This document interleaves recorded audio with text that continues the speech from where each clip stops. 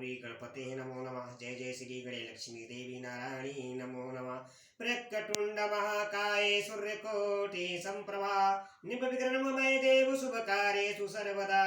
जय जय श्री गणेशाय नमो नमः। गौरी गजानन गौरी गणपते जय जय श्री गणेशाय नमो नमः। जय गणे लक्ष्मी देवी नारायणी नमो नमः। कंठे यस्य विराजते हि गरलम गंगा जलम मस्तके वामे इंग गिरिराज राजतनयजा भवानी पतिं नंदी स्कंद गण विराज सहित श्री विश्वनाथ प्रभु काशी मंदिर स्थितो खिल गुरुदेव सदा मंगलम कपूर गौरम कर्वम तारम संसार सारम भुजगेन्द्रहारम सदा वसंतम हितारविंदे भवम भवानी सहितम नमामि करिदंडवत सप्रेम धिजि शिव सन्मुख कर जोरी विराय करत गतवद सर सोज गोर गति मोरी हर रात कुशलाज अखंड नंद बोधाय शीर्ष संताप हरणे सच्चिदानंद रूपाय तस्मै श्री गुरुवे नमः। अखंड मंडलाकारं व्याप्तेन चराचरं पददर्शितेन तस्मै श्री गुरुवे नमः। अज्ञानतिमिराधस् ज्ञाननचसकालाय चक्षुमिलितं येन तस्मै श्री गुरुवे नमो नमः। गुरुर्ब्रह्मा गुरुर्विष्णु गुरुर्देवो महेश्वरा गुरुर् साक्षात् परब्रह्म तस्मै श्री गुरुवे नमः। हर हर महादेव कुशला जय जय ओम नमः शिवाय हर हर कुशला जय जय कंठ महादेव हिमता हर हर महादेव शंभु विनाशिनी मंगलकारी नमोस्तुते।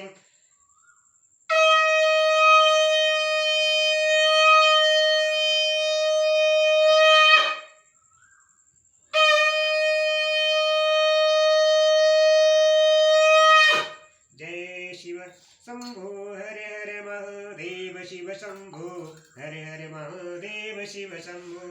जय बोलो माता गौरा पार्वती माँ सरस्वती देवी प्रसन्नो मिश्रा जय जयकारो।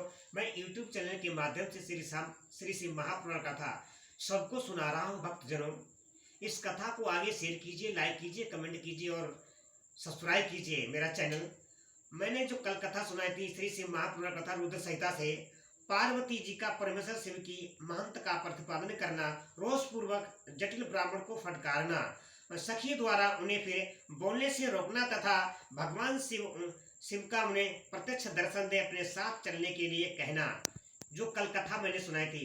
भक्तजनों आज मैं इस कथा सुनाने जा रहा हूँ यूट्यूब चैनल के माध्यम से श्री शिव महापुराण रुद्र संहिता से अध्याय 29 से शिव और पार्वती की बातचीत, शिव का पार्वती के अनुरोध को स्वीकार करना।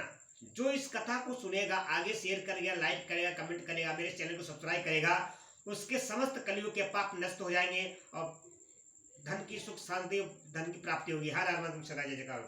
ब्रह्मा जी कहते हैं कि नारद, परमात्मा हरि की यह बात सुनकर और उनके आनंद दाई रूप का दर्शन पाकर पार्वती को बड़ा हर्ष हुआ। उनका मुख प्रसन्नता से खिल उठा। वे बहुत सुख का अनुभव करने लगी। फिर उन महासाध्वी शिवा ने अपने पास ही खड़े हुए भगवान शिव से कहा। पार्वती बोली कि देवेश्वर, आप मेरे स्वामी हो, आप मेरे स्वामी हैं। प्रभु, पूर्व काल में आपने जिसके लिए हर्ष पूर्वक दक्ष के यज्ञ का विनाश किया था, उसे क्यों भुला दिया था? वे ही आप हैं और वही मैं हूँ। देवेश्वर, इस समय मैं तारकासुर से दुख पाने वाले देवताओं के कार्य की सिद्धि के लिए रानी मैना के गर्भ से उत्पन्न हुई हूँ। देवेश, यदि आप प्रसन्न हैं और यदि मुझ पर कृपा करते हैं तो मेरे पति हो जाएं। ईशान प्रभु, मेरी यह बात मान लीजिए। आपकी आज्ञा लेकर मैं पिता के घर जाती हूँ।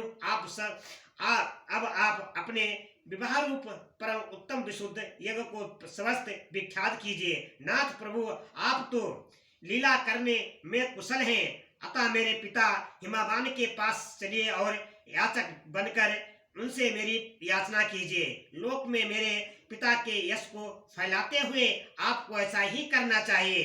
इसी तरह आप मेरे संपूर्ण ग्रस्त आश्रम को सफल बनाएं। जब आप प्रसन्नता पूर्वक ऋषियों से मेरे पिता को सब बातों की जानकारी कराएंगे, तब मेरे पिता अपने भाई बंधुओं के साथ आपकी आज्ञा का पालन करेंगे, इसमें संदेह नहीं है। जब मैं पहले से प्रजापति दक्ष की कन्या थी, आप मेरे पिता ने आप कन्या थी और मेरे पिता ने आपके हाथ में मेरा हाथ दिया।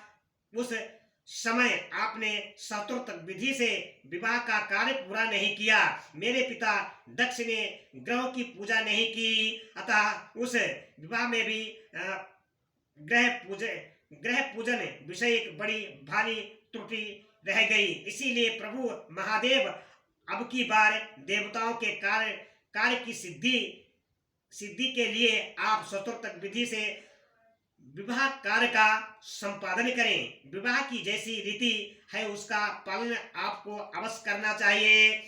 जय जय हर हर महादेव की सदा जय जयकार हो करना चाहिए। मेरे पिता हिमावान को यह अच्छी तरह ज्ञात हो जाना चाहिए कि मेरी पुत्री शुभकारक तपस्या की है।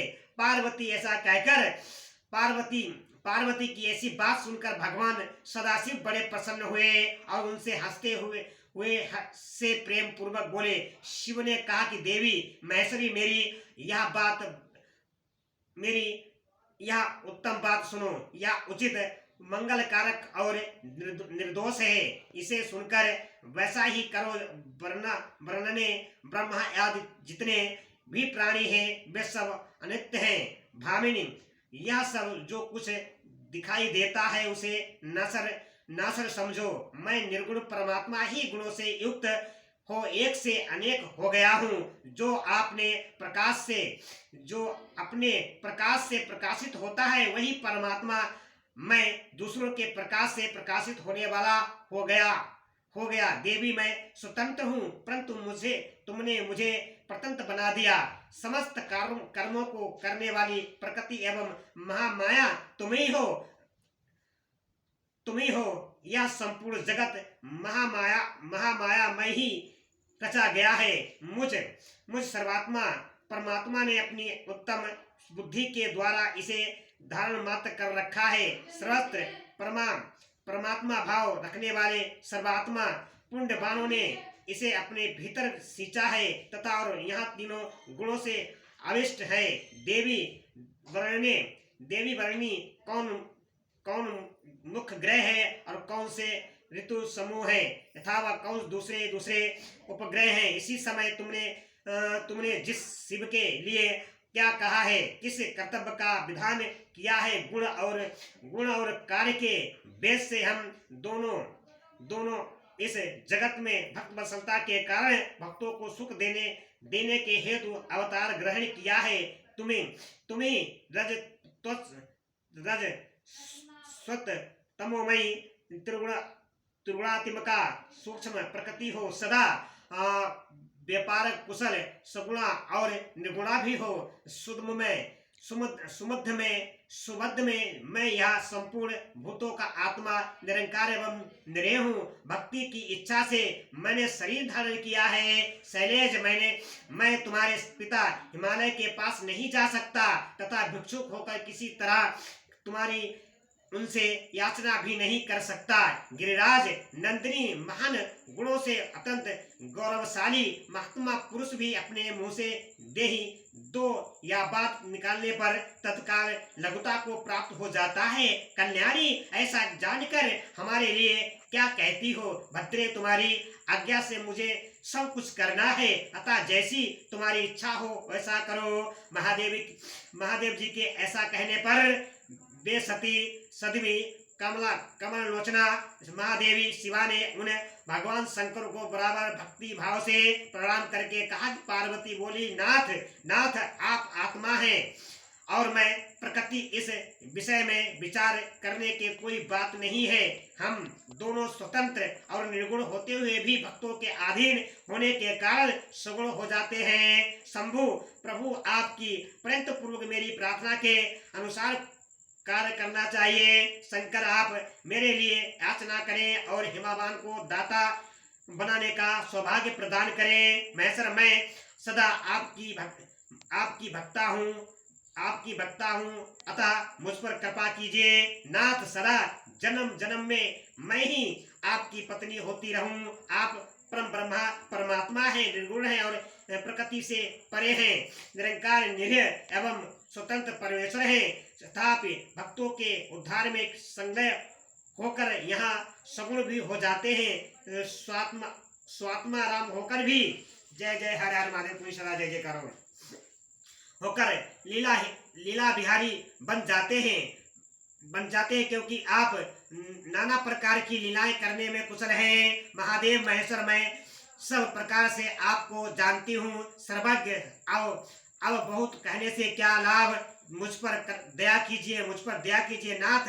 महान अद्भुत लीला करके लोक में अपने श्रेयस का विस्तार कीजिए, जिससे गा गा कर लोग अन्यासी ही भव सागर से पार हो जाए। ब्रह्मा जी कहते कि नारद, ऐसा कहकर गिरिजा ने महेश्वर को बराबर प्रणाम किया और मस्तक झुकाकर हाथ जोड़ वे चुप हो गई। उनके ऐसा कहने पर महात्मा महेश्वर लोक लीला का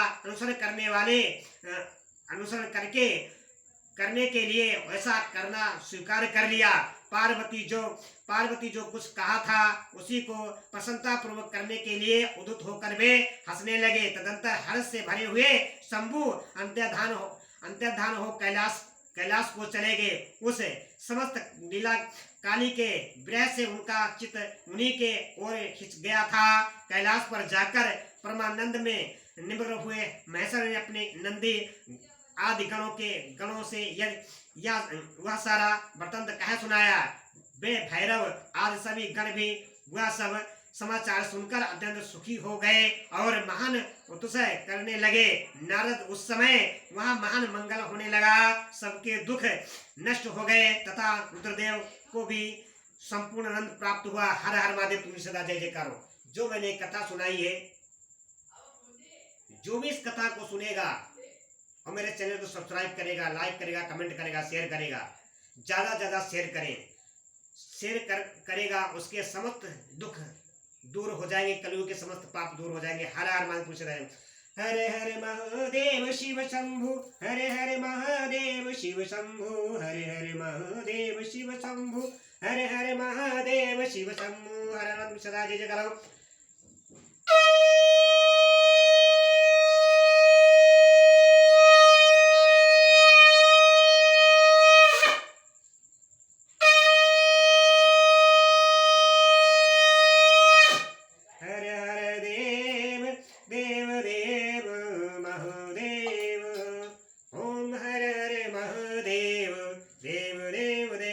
श्री गुरु चरण सरोज रज निज मन मुकुर सुधारे, बरनहु रघुमल विमल जसु जो दायक पलुचारे।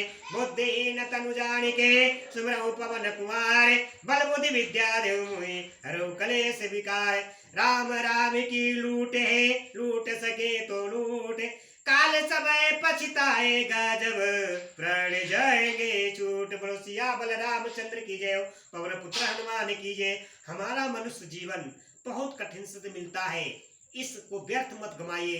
कर्मों के साथ अपने कर्म करने के साथ साथ भगवान की भक्ति भी कीजिए और सबको स्वीकार कीजिए। हमारा सबको संदेश यूट्यूब चैनल के माध्यम से यही है, सब लोग भक्ति जरूर करें। हर हर महादेव सदा जय जयकार हो।